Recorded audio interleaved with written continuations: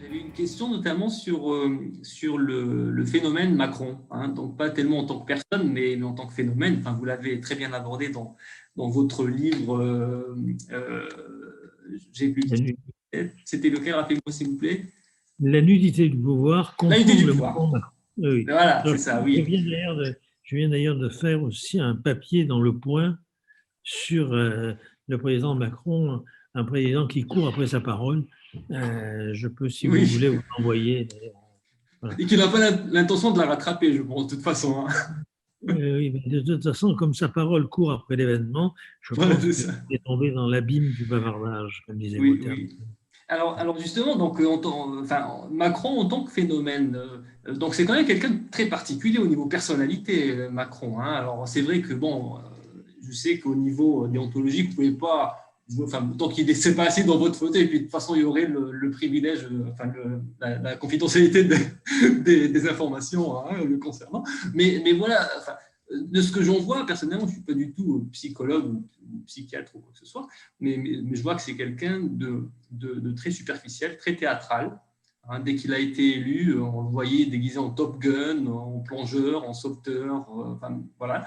Euh, et, euh, et puis voilà, donc très, très superficiel. Et puis même, j'ai l'impression quelqu'un qui n'arrive pas à se connecter aux gens, qui manque totalement d'empathie.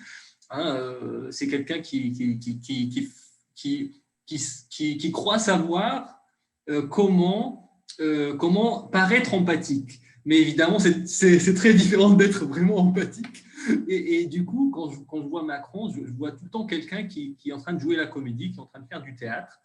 Et surtout, surtout quand il fait des promesses ou qu'il essaie de convaincre quelqu'un de quelque chose qui relève, enfin, excusez-moi, du bullshit, hein, comme on dit, il a toujours un petit rictus au coin des lèvres. Donc voilà, c'est quand même quelqu'un de très particulier, même pour un politique. Alors ça, c'est un peu mon observation personnelle. Mais que pouvez-vous nous en dire et surtout, qu'est-ce qu'en fait, qu'est-ce que ça reflète de la société en fait qu'il a élu, certes pas dans des conditions idéales, mais il a quand même élu démocratiquement. Tout à fait. Alors, d'abord, vous avez dit l'essentiel. Le premier point, c'est qu'il est hors de question pour moi de me lancer dans une psychanalyse de Macron. Je n'en ai ni éthiquement le droit, ni méthodologiquement les moyens.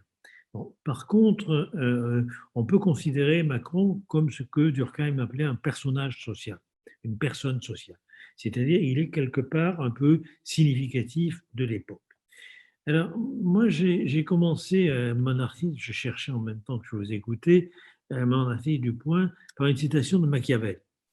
Machiavel nous avait prévenu, il écrit « Ceux qui de simples personnes deviennent princes par le moyen seulement de fortune, de la chance donc, n'ont pas grand-peine à y parvenir, mais beaucoup à s'y maintenir. Et ils ne trouvent pas fort mauvais chemin au commencement, car ils y volent, mais toutes les difficultés naissent après qu'ils sont en place. » Je pense que Macron est l'exemple même du leader providentiel qui a profité, si vous voulez, du dégagisme. Alors, il y a le dégagisme de l'extrême gauche, il y a le dégagisme de la droite, mais il y a aussi le dégagisme de l'extrême centre. Et donc Macron a profité de cela. Il a profité, pour aller vite, du discrédit de la parole politique, c'est-à-dire que aussi bien Hollande que, si vous voulez, Fillon ont tenu une parole inconsistante dans la mesure où, comme Fillon avait promis des sangs et des larmes à la Churchill, et quand on s'est aperçu qu'il avait bénéficié de quelques privilèges, la parole de la droite s'est effondrée. C'est-à-dire, on s'est aperçu que ça signifiait fais ce que je te dis, mais ne fais pas ce que je fais. Donc, c'était terminé. La tartusserie Fillon s'est dégonflée rapidement. Quand Hollande, celui qui le 23 janvier 2012 dit mon ennemi c'est la finance et qui ensuite place Emmanuel Macron d'ailleurs comme conseiller économie spécial à l'Élysée, c'est terminé. On a compris que Rothschild, n'est-ce pas, était entré à l'Élysée par Macron interposé, c'est fini. Donc, Si vous me permettez, professeur Gori, oui, je crois que c'était le lendemain ou le surlendemain, après avoir dit que son ennemi était la finance, Hollande, si je me souviens bien, était parti vite fait à la City de Londres oui, tout à fait. pour rassurer les Français qui Tout étaient à fait. là-bas que non, écoutez, la finance, ça va, elle reste quand même son importance. Quand même. Il était déjà dans le en même temps, d'une certaine manière. Voilà. Non, mais bon, il a été trahi avec méthode par quelqu'un, n'est-ce pas, qui l'a propulsé, encore une fois. Alors, si vous voulez, ce qui est intéressant chez Macron, c'est que c'est un peu un héros de notre temps. Il incarne, il incarne cette illusion néolibérale de l'homme auto-entrepreneur de lui-même. Alors, je crois que, si vous voulez, c'est là où il faut voir que, en gros, il a bousculé toutes les procédures traditionnelles des partis. Il n'a pas été élu. Il a culbuté toutes les grilles de carrière et d'avancement des promotions internes aux partis politiques pour arriver à être candidat député ou candidat président ou sénateur. Donc, si vous voulez, c'est un auto-entrepreneur. Vous voyez.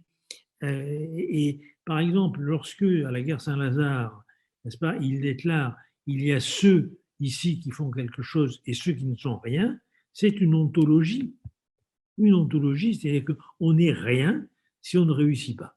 Et donc, souvenez-vous également, il discute avec un représentant syndical de la CGT et il lui dit en gros, si tu veux un costume, eh ben, travaille comme moi. Donc, si vous voulez, on a justement, je cherchais une citation, mais tant pis, je ne l'ai pas, on a vraiment là l'incarnation de ce que peut être l'homme néolibéral. Je crois que c'est ça. Alors, effectivement, c'est intéressant parce que de mon point de vue, Macron a échoué comme la logique néolibérale sur le front de deux épidémies.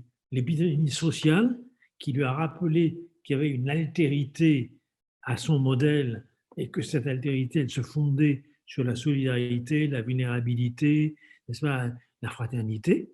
Parce que moi, j'ai été, par exemple, sur des plateaux de télévision avec, si vous voulez, des gilets jaunes au début. Ce qu'ils disaient, c'est qu'ils ne voulaient pas rentrer chez eux, même dans leur entreprise, même dans leur service, parce qu'ils avaient trouvé une chaleur fraternelle sur les piquets des gilets jaunes au début. Après, ça a été une autre histoire, mais au début, qu'ils ne trouvaient pas ailleurs. Et la deuxième épidémie, c'est bien sûr la pandémie qui a montré que sa politique était mauvaise. Vous voyez, et je crois, encore une fois, qu'on a là quelque chose d'extrêmement important. Alors, oui, je voudrais essayer de trouver, mais ce n'est pas grave. Si vous voulez. Alors après, il y a un point très important que vous avez abordé, c'est le jeu d'acteur de Macron. C'est-à-dire qu'il se déguise. Il n'a pas fait l'armée, mais il s'habille en militaire. Il n'a jamais soigné personne, mais il s'habille avec une blouse blanche. Enfin, si vous voulez, il y a ce goût. Et comme vous le savez, c'était d'abord un élève très brillant au niveau du théâtre. C'est d'ailleurs comme ça qu'il a rencontré Brigitte, son professeur de français. Donc, vous voyez, c'est important parce que, du coup, sa posture, son habitus au sens de Bourdieu, sa disposition à penser et à agir sur le mode néolibéral s'est fracassé face à ces épidémies. Et j'ai retrouvé, je vais vous la donner, la citation de Charles Nicholl, qui écrivait en 1933 « La connaissance des maladies infectieuses enseigne aux hommes qu'ils sont frères et solidaires. Nous sommes frères parce que le même danger nous menace, solidaires parce que la contagion nous vient le plus souvent de nos semblables.